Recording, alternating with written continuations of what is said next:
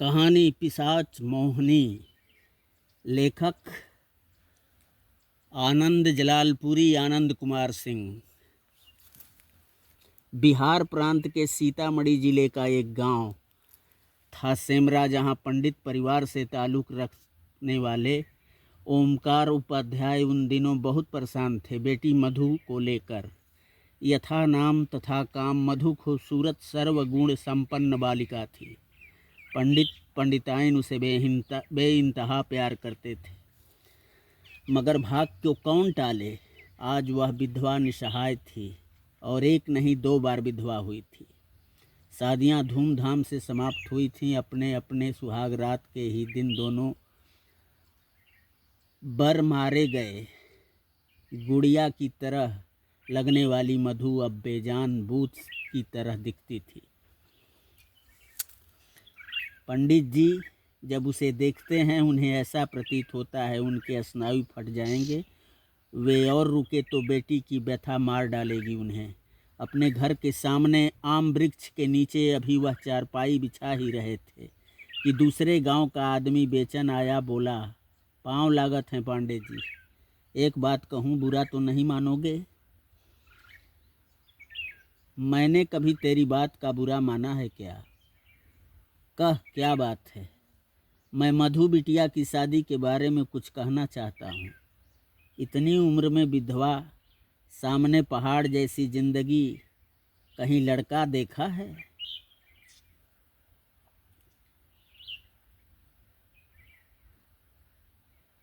पंडित जी बोले, देखा है न, कालूपुर के द्विवेदी जी का लड़का है। पर पर पर क्या? पांडे जी बोले, 1 लाख नगद और 5 तोले सोने मांग रहे हैं। बेचन बोला, चल दिया, पांडे ने कहा, और मधु की शादी कालूपुर में तय हो गई। बारात पांडे जी के दरवाजे धूमधाम से आई और सुशील मधु प्रणय सूत्र बंधन में बंध गए। आज सुशील और मधु की सुहाग रात थी। अर्धरात्रि का समय हो चुका था। सुशील देखा घर की औरतें मर्द सब सो गए हैं। वह ऊपरी मंजिल पे सीढ़ियां चढ़ते अपनी दुल्हन मधु के कमरे के पास पहुंचा। कमरे से एक विचित्र बदबू का उसने आभास किया। उस कमरे में एक खिड़की थी जो खुली थी। उससे झांका और उसे लगा सैकड़ों बिच्छू एक साथ डंक मार गए हों। वह अचेत सा हो रहा था, मगर अपने को संभाला। मधु के शरीर से एक भयानक पिशाच खेल रहा था, जिसकी लंबी लंबी जटाएं, मुंह के ऊपरी जबड़े से 2 सामने के दांत गायब थे। उस गायब दांत वाली जगह से लार की जगह रक्त टपक रहा था। वह वहां से डरते कांपते अभी बढ़ा ही था कि मधु के कमरे का दरवाज़ा चरमराया। एक बार लगा कि उसके प्राण किसी ने हर लिए हों। तभी मधु आकर एकाएक उसकी बाहें पकड़ ली, बोली, चलिए, अंदर चलिए। सुशील कांपते हुए आंखें बंद किए खड़ा था। क्यों इतने डरे हैं आप? आइए। वह उसे खींचती कमरे में ले गई। सुशील मधु की बजाय कमरे को नज़रें फाड़ फाड़ कर ज़्यादा देख रहा था। कमरे में उन दोनों के सिवा कोई नहीं था। चलिए सो जाइए। मधु उसे सुलाकर बत्ती बुझा दी। वह सो तो गया, मगर उठा नहीं। उसके शरीर पर एक ठंडी बेलन की तरह कोई चीज़ घूम रही थी। एकाएक पिशाच ने अट्टहास किया। मधु से सो चुकी थी और एक बृहत्काय नाग का रूप अख्तियार किया। पिशाच सुशील की गर्दन में अपना विष उड़ेल दिया। उसी समय मकान के मंडप से एक काला बृहत्काय पक्षी चित्कार करते हुए कीच कीच कीच कीच कीच कीच करते हुए आंगन लांघते निकला था, जो आंगन में लघु शंका के लिए उठी औरतों के अंदर सिहरन सी पैदा कर गया था। बड़ा विभत्स डरावना पक्षी था वह। एक भयानक चीख निकली सुशील की हलक से। मधु हड़बड़ा कर उठी, बल्ब जलाई, मगर देर हो चुकी थी। सुशील का चेहरा नीला पड़ गया था। कालूपुर में द्विवेदी जी के घर लोगों का तांता लग रहा था। अभी कल ही तो दुल्हन आई थी और रात में ये घटना हो गई।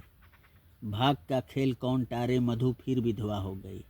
कुछ दिन बीती ससुराल में, मगर सास ससुर की जहर भरी बातें उसे रास नहीं आई। रोज सास ससुर बस एक ही बात कहते, मेरे बेटे को खा गई ये नागिन।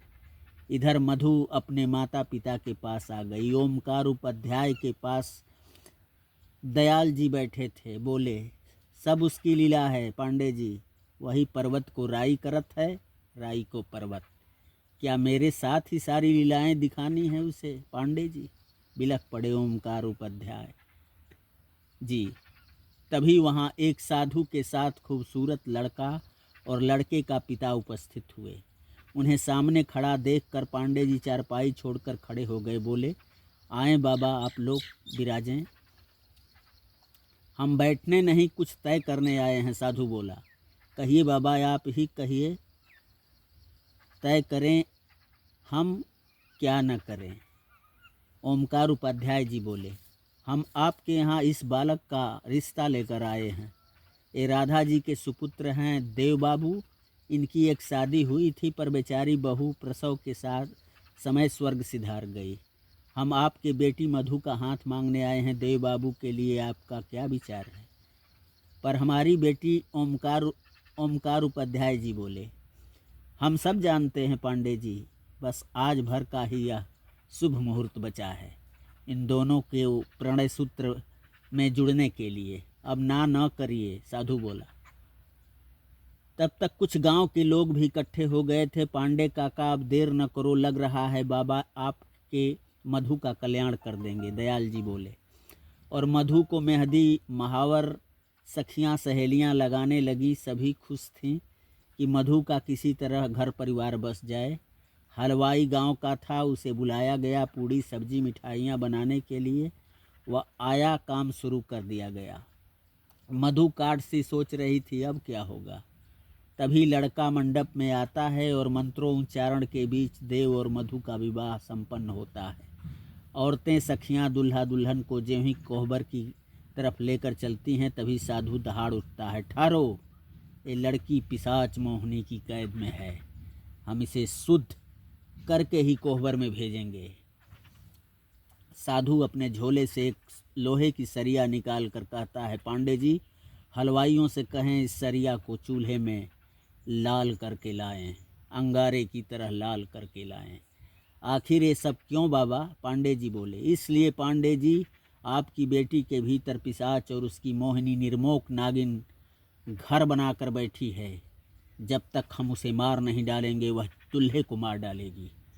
वह मधु को अपने कब्जे में ले रखी है। उस पिशाच को मधु का दूल्हा बनाकर आजीवन रखना चाहती है। यह मधु बाल्यावस्था से ही प्रभाव में उसके आ चुकी है। आज इस पिशाच मोहिनी का अंत हमारे हाथों संपन्न होगा। साधु दहाड़ उठा। हलवाई अंगारे के समान दहकता सरिया लाया। अब मधु को पेट के बगल सुलाओ और इसकी पीठ से कपड़े हटा लो, जल्दी मुहूर्त निकल न जाए। औरतों ने ऐसा ही किया। मधु की पीठ नग्न कर दी गई।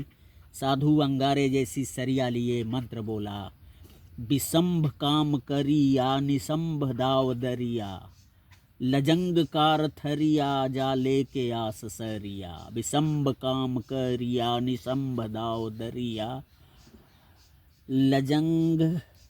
लजंग कार थरिया जा लेके आस सरिया। और इतना मंत्र कहते ही साधु ने अंगारे की तरह लाल सरिया मधु के पीठ पर रख दी।